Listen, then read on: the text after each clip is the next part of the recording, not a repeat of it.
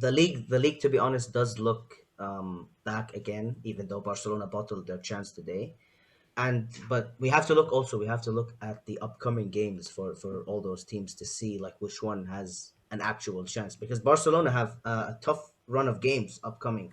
They have Elche at home, which should be a good game, but we know how Barcelona is in tricky games like Elche, Cadiz, and the rest. Yeah. Then they've got Sevilla away from home in the league Ooh, 3 days after that game. that's very tough. Then we have Sevilla at home in the cup, also 3 days after that. Then we have Osasuna away in the league, and then we have PSG on the 10th of March away from home in the Champions League. So 5 games where it doesn't look like Barcelona have the best shot, when we also compare that to like Real Madrid's upcoming games and Atletico's upcoming games and the form they've been in. So, what are your thoughts? Like, what about Real Madrid? Like, if you look at their next 5 to 10 games, do you see them continuing their form, or do you think that maybe Atletico's run of games are easier, on the other hand, or Barcelona's? Well, I think Madrid's run of game is the most difficult because we got Sociedad, then we got Atleti themselves. All right, and then followed by a couple of easy games with Elche, but let's not forget there are Champions League games between them, and we are at our bare bones. We only have 19 members in our squad right now. We have 19 members in our. This is not a drill. We have 19 members in our squad right now. It Is, is. is is the Real Madrid situation worse than Liverpool? Would you say? Yes, we've had 41 injuries. But if you 40. compare the impact of those injuries, like who is injured for Liverpool, their entire backline is out. Van Dijk, Gomez, Matip, everyone. Yeah, They okay. can't. Listen, Even for you, Henderson. Even Henderson now has got an yeah, injury against. that's listen. I understand their injuries are especially of Van Dijk and Gomez, right? Even the attack with Jota, the one who they brought for squad rotation, is Yeah. injured. So we look at it, right? I definitely understand Van Dijk's the impact of Van Dijk's injury. He is the best center half in modern football, right? And if he's out, obviously it's gonna be very very difficult for any team that has him, right? I'm pretty sure Netherlands will also miss him, but you the thing is that Liverpool have been depleted in one position at the centre back partnership, right? Their midfielders are fine, right? Except for Fabinho, who just got injured, and Henderson, who got injured, right? Their attack has been fine. Their starting three attack has been fine, and their problem hasn't been in defense. Their problem has been in attack But because of the because midfielders that have to go back to play at center back, like Henderson and Fabinho, the midfield gets weaker, and as a result, the attack gets worse because that midfield is no longer high pressing and creating chances as much as it did before.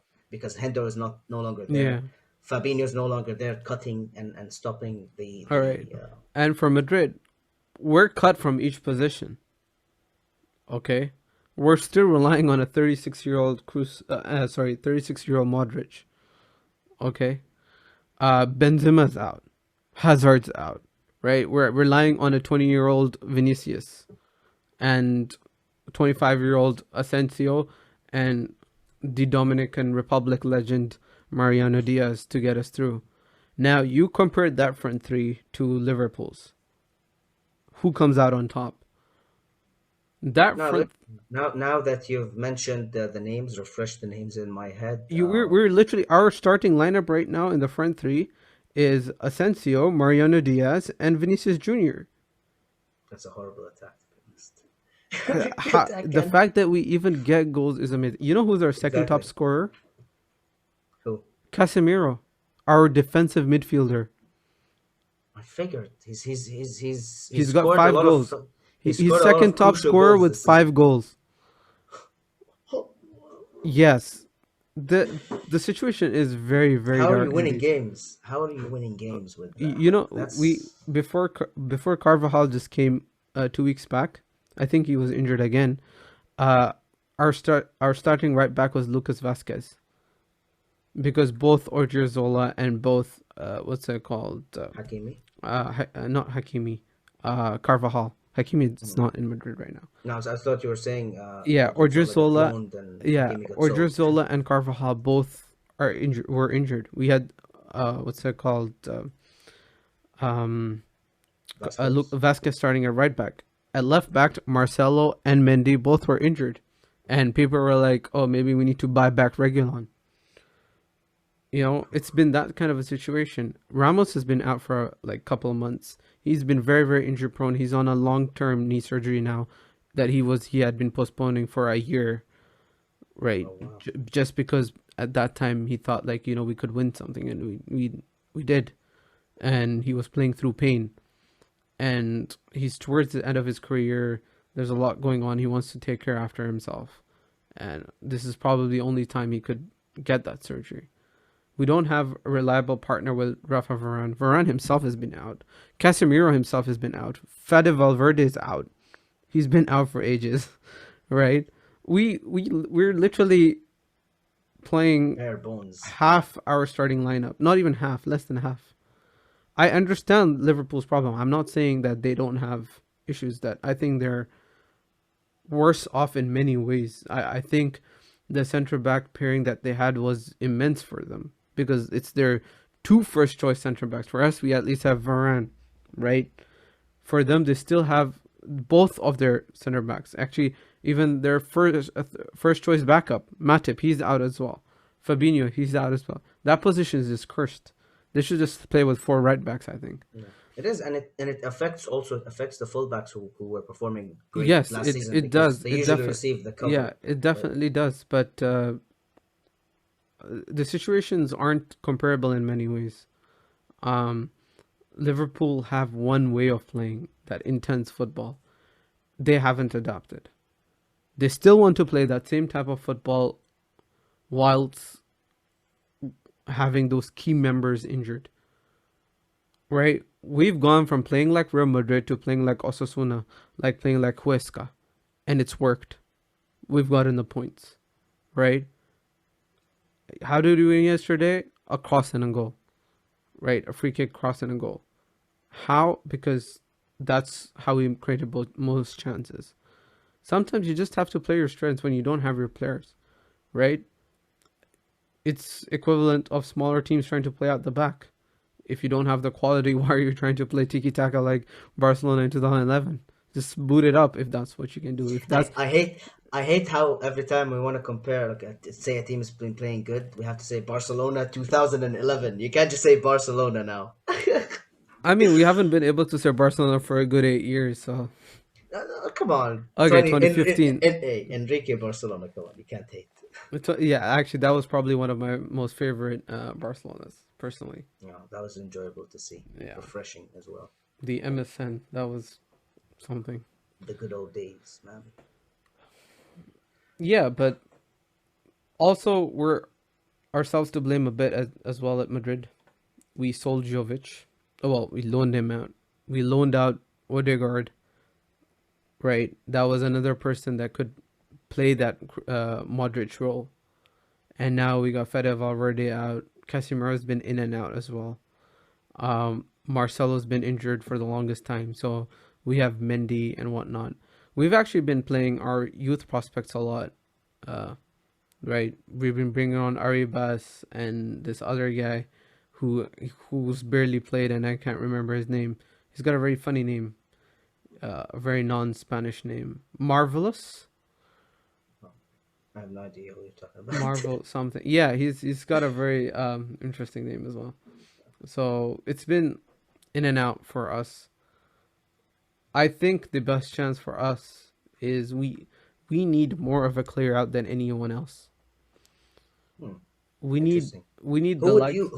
who would you clear out in terms of players that In you have? all honesty, it's not that they're performing bad. It's not. It's just that you have. If we don't do it now, we're gonna have such a bad slump that we're gonna finish fifth or sixth, right? Because right now we're pretty much scraping our way to wins. We're scraping our way to draws, right? It's been very, very lucky at times. I believe the expected goals for Valladolid was a lot more than ours yesterday. On expected goals, Valladolid was supposed to win. I think their expected goals. It was all thanks to Thibaut Courtois. It was all thanks to Thibaut Courtois. We were the second best team on the pitch yesterday against Valladolid, and we managed to win. I believe we had an XG of 0.8 and they had an XG of 1.9 or something. That's So ridiculous. I yeah, did not know that. they were supposed to win it hands down. And Um, they survived. They survived for long. I actually thought they had a shot, but you know yeah, how Madrid, when Madrid step up and they score, they just yeah, games but like these. It's just there's no one to step up. Vinicius Junior, he was someone who I rated so highly when he came up initially, right? I was like, yes, we found a gem. Uh, but then I realized it was just PK on ice skates that gave him a career, and I think that's probably the best thing PK has done for Barcelona in a very long time. wow. No, we do have a habit, unfortunately, of making players look way better than they really are. But I remember there was like a string of El Clasicos that we actually lost in 2018, uh, or 2019, 2019, 2018, 2019, right? We lost a string of El Clasicos, but in all of those El Clasicos, Vinicius Junior played so well. We were like, all right, this is the guy. This is the guy to take us to the next step. And he's not that great. Rodrigo is also out injured. Our right winger, probably our best youngster right now. So there's just so much sh- scrambles and shambles right now that it's oh very my hard god, to pinpoint what to do at Madrid. Um, Cruz Cruz is probably the only player from the core that we can keep, right? Cruz and Varane. We can't rely on anyone else. We can't rely on Modric. We can't rely on Casemiro. He's also aging and he's had his doubtful moments last season, right? This season he's been good, but last season he had his very doubtful moments, which gave us that very bad start and which gave Barcelona that initial lead in the league. That was all thanks to Casemiro.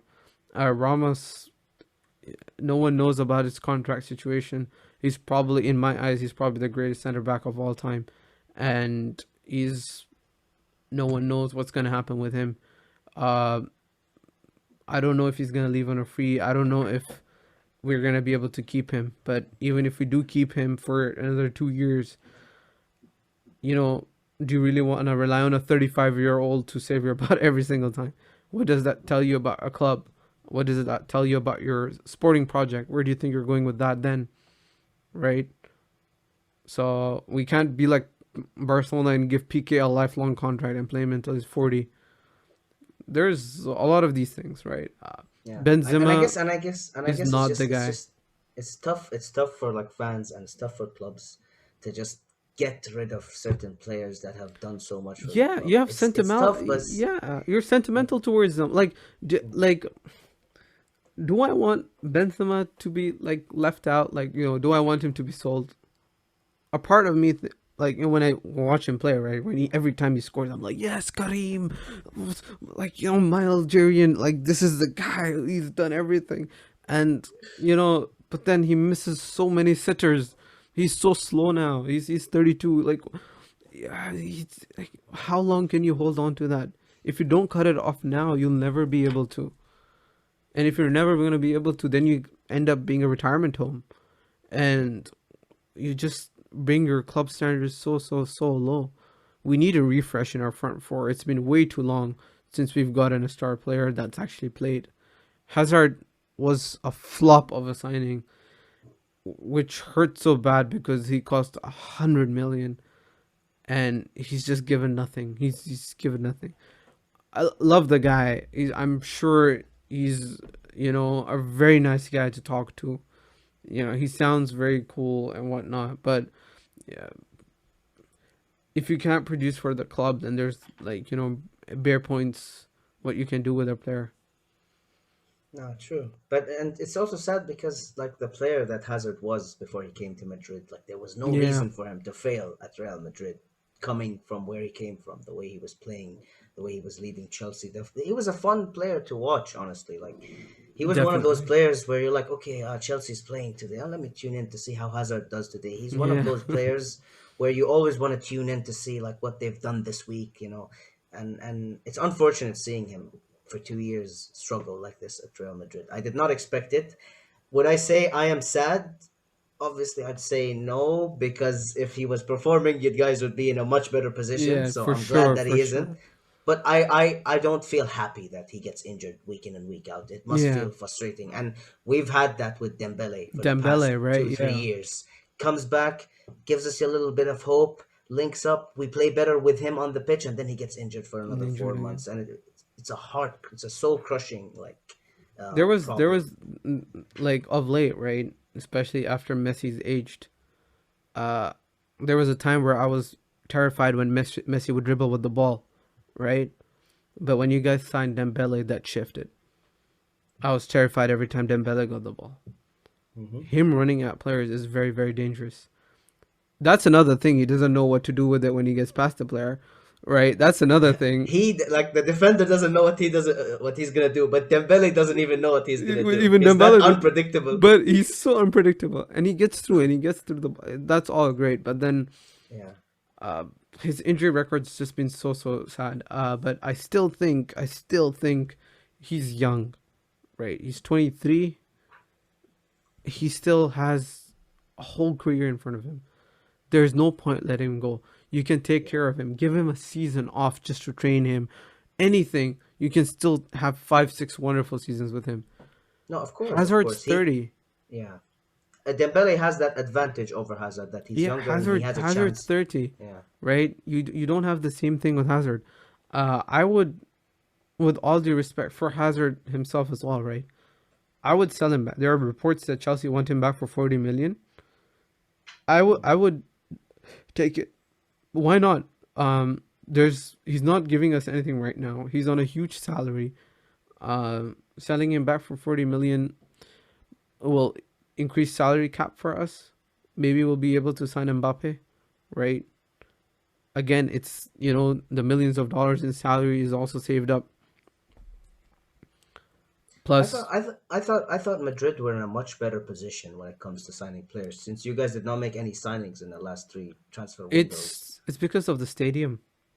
Ah. We're renovating the Santiago Bernabeu. We've actually been playing in the Alfredo Di Stefano, Oh yeah, yeah, of the course. uh, Castilla Stadium for like the longest time, and for a year, over a For a year, year yeah, since the lockdown, since the like lockdown. yeah. Uh, and it's because of the lockdown, the progress has slowed down because of Corona, COVID-19.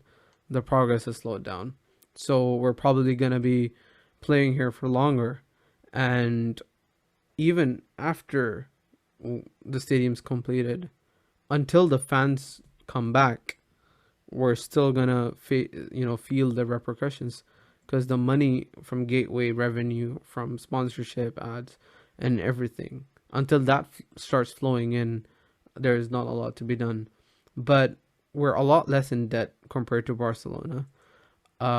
There have been some promising news that Madrid are signing 2 sponsorship deals, one worth 150 million euros with Saudi Arabia's company, one of their national companies, and one with an American company for about 200 million. So that should cover Mbappe and Haaland for us. Oh, But Mbappe, Haaland. Mbappe and Haaland. But yes, there. This is due. These signings are due to the fact that we need uh, cash revenue. We need something so we can keep Ramos, right? We need something. Modric is also signing an extension. We need something we can keep Modric on, right? We need something that we can sign at least one marquee player. One marquee player goes a long way, right? We need one player that would brighten up our like attack at least. Playing Asensio on the right wing and Vinicius Junior on the left wing, we cannot. I cannot go another season with that.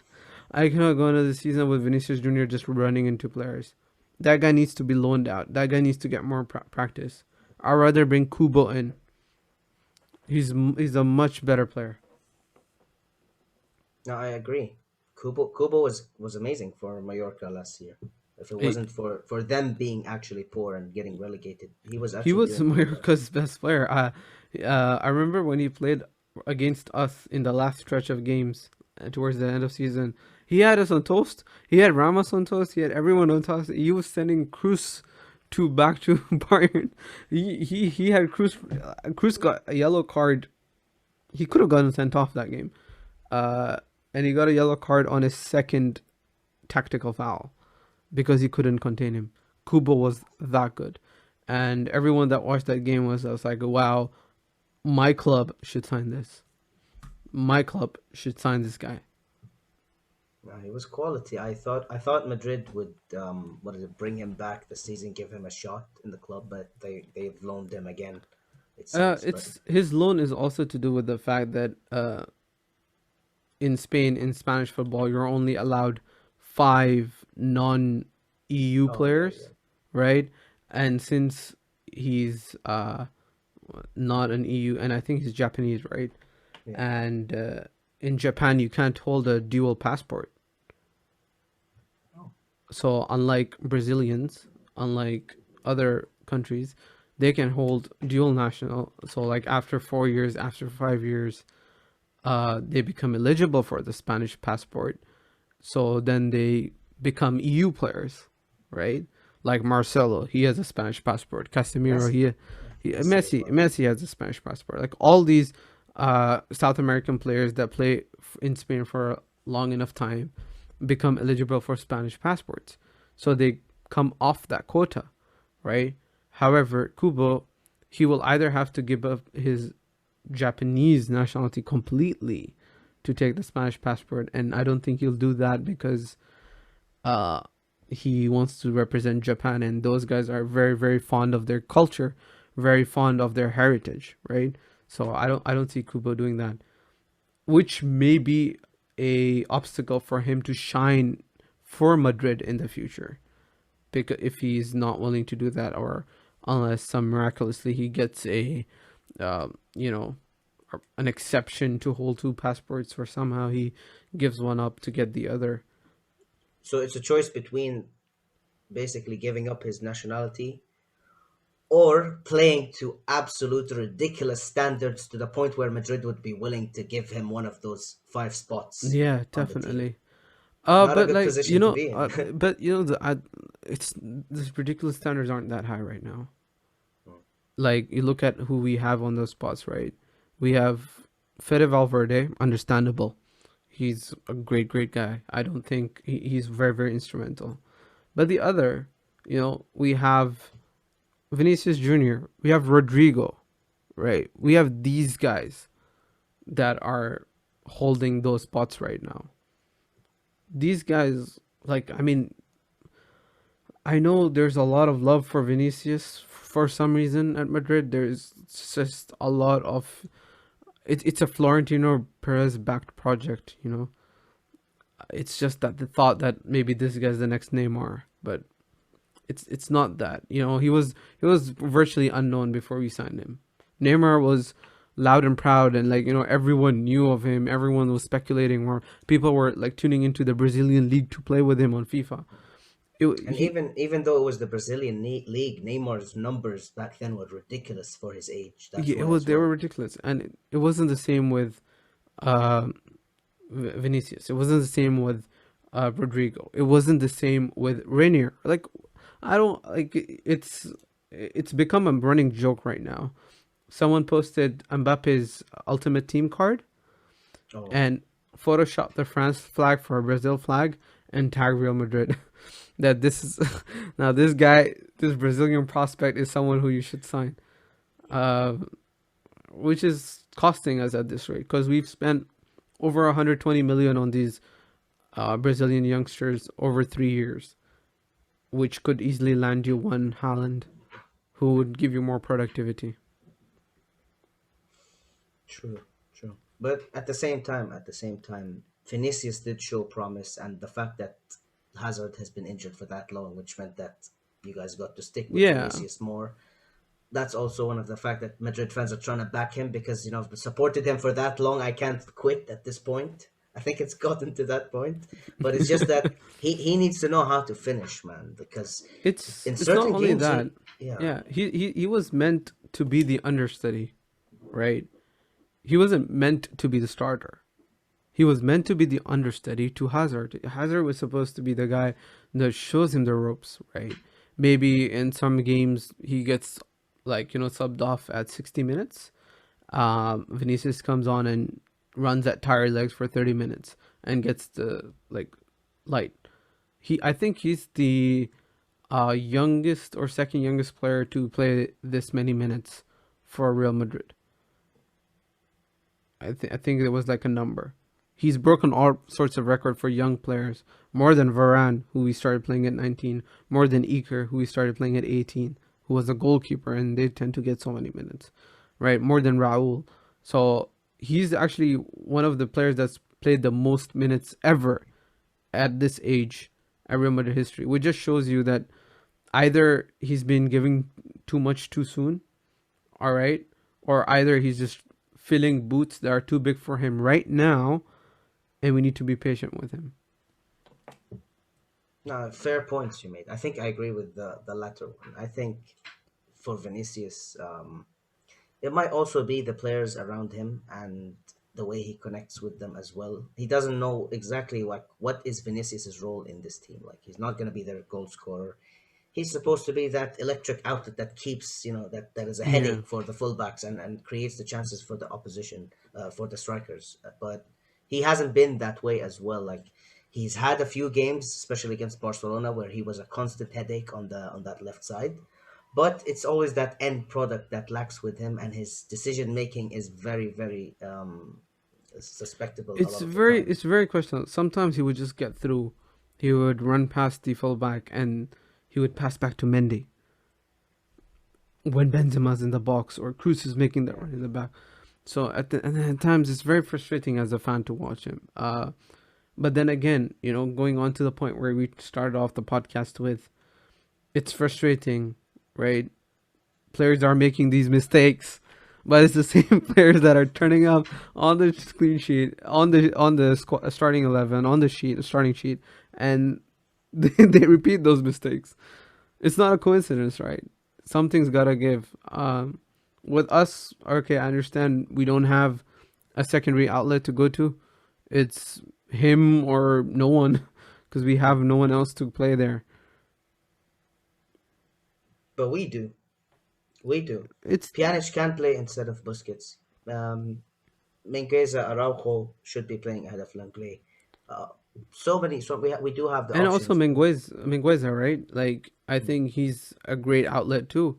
I think he's probably a very very promising center back. Like I've just watched him a couple of times, but uh, he's struck something. He has me worried in some aspects. I'm like, if Barcelona actually treat this guy right, he could have 10, 15 years at the club, and he could do very very well. Okay, I think at this rate, Barcelona's youngsters are at the very top. That's the only thing that's keeping Yeah. the hope in the club is So the even if Messi leaves at the end of the season, I don't think Barcelona fans should be worried. If Messi leaves, I think Busquets, PK, Alba should just go with him wherever he goes. It should be like take one, get three free. oh wow. Because no, Who would want to take those other three though, their wages and their maybe they're performances? the club's B side. But if it no, you think about this, right? The best player ever, arguably, or the best player in your club's history easily, right, leaves the club. You have a big void, right? Messi has been the system at Barcelona for the last 15 years. Mhm. Maybe not 15, but like last 13 Less than years. 15 in terms of 12, being the 12, main yeah, focus of the 12, system. 12 years, Yeah. let's say. He's been the main focus for 12 years now in some aspect. Hmm. And a huge void will be left, right? You're filling it with all of these youngsters. If you still have some of this old guard left over, right? I'm not talking kick out every experienced player. I don't mean that, right? I'm just saying all these finished players, like finished in brackets with the types of Alba, right? You still have players that have that kind of experiences, have those scars of bottling 3, 4 Champions League knockout games, right? How are these players supposed to inspire confidence into these youngsters that they can be world beaters, right? It's very very harsh when you think about it, right? But going back to 2008, going back to 2009, when the likes of Ronaldinho, Deco, you know, Henry, Eto, all these guys were shown the door. Yaya Toure, Now Henri right? stayed with Until Henri stayed 2009, 2009. 2009. He won the Yeah, Champions League with him. and then he left. But yeah, but He left. Ronaldinho left before. Yeah, Yeah, Ronaldinho left before. Ronaldinho left. Mm. These guys were shown the door in a very respectable manner. Some less. Deco, not so much in a respectable manner. These things varied, but it was to see open up places for Iniesta, right? For Xavi, Iniesta to play game within themselves, play a type of football that they understood, right? Ronaldinho was amazing, but let's be honest. I think I consider Ronaldinho one of my footballing heroes. That guy was, the definition of Joga Benito, right? Mm. But do Oh you yeah. think he would have played tiki taka, given how much he loved footwork, right? Do you think he was selfless enough to have the ball, 5 foot away from the goal and not shoot, or not try to flick it over or something? He would have shot the ball. He wouldn't have squared it across to make that beautiful play, right? To remove individualism and to think of a team is something that what Guardiola and Barcelona did so effectively, and that's something that they have to do again. These individuals have become big clunks at Barcelona, the likes of Pique, the likes of Alba. Dead If weight. if Koeman needs to do something, if Barcelona need to do something, and if Messi leaves, I don't think Messi will leave because of the financial situations, but they'll have to do something about these guys. These guys are on huge contracts, stopping the growth of players like Araujo, stopping the growth of Mengueza. What are you gonna do about it?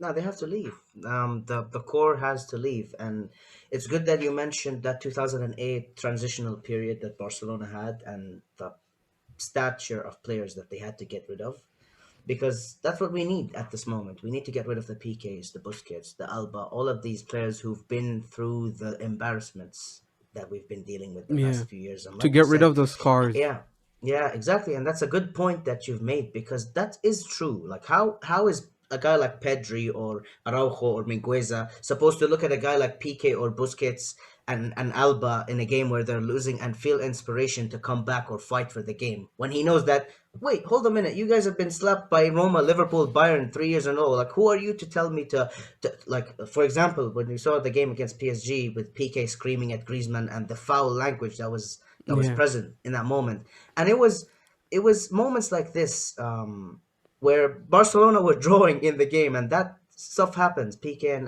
Griezmann and the whole fight, and then from there you notice Paris Saint Germain upping up the tempo and pressing and scoring all the goals. So you're thinking, how many times has this happened? Maybe in other games where they maybe fought in front of the other yeah, team, and the other team saw how vulnerable they are and decided to press them a little harder and cost us the game. Uh, it was yeah. crazy to see. To be honest, I was shocked when I saw that. I asked myself the question of, does this happen frequently at football games in that manner? I And think it does happen to some aspect, but usually it's one way. Usually a senior player will shout at the guy, they like, would have "Hey," responded. and they Yeah, I don't would just respond because exactly. they know, like, oh, okay, I've made a mistake, or my teammate demands this of me, my captain demands, like, Pique is considered a captain at Barcelona, right? He is this vice captain, I believe. Oh yeah, he is one of the main He captains in is the team, of he course. is the vice captain. I'm pretty sure he is. Uh-huh. Um, when this happens, right? People turn around, like their captain says something, they just shut up and listen. They don't But he's not speak, the captain. He's but not the official captain, technically. I mean, I think he's the second or third captain, right? He's third. He's third after Busquets After and Busquets, after but Messi and Busquets. yeah, but he is one of the captains. He's been one of those guys that He's have been at Barcelona for what, like, since his academy days, of and then he course, went to United and for a not to couple. mention, yeah, and not to mention that he also is plans to become president of the club one day. So he should have that, status in the club that a player like Yeah, Griezmann should not be responding to them in that way. But that shows you that no, like even PK, someone who wants to run for president, someone who's been part of the club for so long, is not respected as that leader figure in the yeah, dressing room anymore because they've seen his mistakes, they've seen the problems he's been facing. You're not in a position to tell me how to play. I think that was the situation with Griezmann, and usually these players would not respond because it's embarrassing. Like especially with no fans, the other team can hear everything. yeah. So But you're also, like, you have to think about it this way as well, right? Griezmann is a marquee player. He was bought in for huge amounts of money. Griezmann himself has a lot of pressure to perform, right? How do you expect him to respond? He's not a small guy. He's not a Trincao. He's not a he's a World Pedri. Cup winner. He's a World Cup winner. That guy has an ego of him. That guy's won things. He's won a La Liga title. He's won everything in football, right? Except for Champions League. But, you know, he still won a lot, right? And for one of the main guys to say something about you like that, right, in front of everyone, I don't blame Griezmann for responding the way he responded. What do you want Griezmann to say? That, hey, you can, call me whatever and I'll be pushed around? It starts off there and then, it gets worse and worse. I can see Ramos shouting at Fede Valverde, shouting at Mendy, shouting at Carvajal even, right? But if Ramos shouts at someone like Benzema, right? I would expect Benzema to get pissed. I would expect if Ramos shouts at someone like Hazard, right? That guy's respected in his own right. He's a guy of world football. He's got football heritage, He's got something to fall back on. You just can't call out big names just like that. That you also need to know your place as a leader and need to know that there are other players that also deserve respect. I understand I've watched that clip many times and seen what happened that led up to that situation, and I understand Pique's point of view, right? But Griezmann is a forward. He was defending his own box. I think that deserves. Like, I think that was like he lashed out very wrongly there. You know Griezmann what I came. think it is? You know what I think it is? I think it was just he couldn't find someone that is, he thought that he maybe could do that to Griezmann and Griezmann wouldn't respond back. I think he looked around and saw who can I yell at that would not respond, and he picked Griezmann because of that. Because he's friends with Griezmann. They did that documentary together. Remember the whole fiasco? Yeah, So I guess he thought that he can do that to Griezmann, but with Griezmann especially, he's a guy that tracks back and defends. So he's the last guy yeah. you I want to mean, yeah. blame or call out for not putting in effort. Because if there's something we can all agree on, Griezmann puts effort. Oh, That's the yeah, for least. sure, for sure. Yeah, He's always that's active, un. I think. Mhm. So I Um, think Griezmann felt insulted by do you PK do you calling do him you out. reckon Piqué couldn't shout at Sergino Dest because he doesn't speak the language? You reckon he starts shouting at him in Spanish and he's just like, "Por qué?" Oh no, the PK speaks English though. Piqué does speak good English, that's true. But in the heat of the moment and all, maybe not so. Yeah, but no, it was a shocking moment to be honest. And when I later looked up and saw when it happened, and then we conceded literally 3 goals after it, I'm like, oh my I god, wonder if like Piqué had something to say after that, or if Griezmann had something to say after that. like it's mad. I mean, even if you're on the other team, like, and you see your opposition players having a fight and insulting each other, like, what would you think? Like, come on, guys, Yeah. they're fighting, they're in turmoil. Let's press them harder. We can whip their ass, and that's what happened. But oh man, I hope we bounce back though, because I would hate it. I would hate it if the season ended in a matter of a week. Like I wouldn't have Well, it interest in won't it. be a week. It'll be two A weeks. month. It'll be in a But month because the PSG game is in a month. That's why. it's in less than a month. It's on Yeah, 10th of March, right? So it's in 10th. about Yeah, it's 20 days. close. It's close. So yeah, 3 weeks. Hmm. Uh, well, let's see what Barcelona have to do in the Champions League. Madrid are playing this midweek. That should be very interesting. Against Uh, Atalanta. Atlanta with Hmm. half a squad. Hopefully, we can name 20 players in the squad. I think that would be the first goal. And let's see if Atletico's downfall continues against Chelsea in the Champions League. Or That game will be in the at home for Atletico, or will it be in a natural venue? I think it will be away Okay. because Atleti played yesterday. No, I mean, is it gonna be played in Ooh, in in the is original it actually stadiums, or gonna is it be gonna be played in played in a England, you neutral, mean? Uh I actually don't know about that. like similar to the Leipzig Liverpool situation? They Yeah, played it in a neutral stadium. I'm unsure about the Atletico Chelsea game. I'm unsure about it. Let me just see if I can see what's happening with it.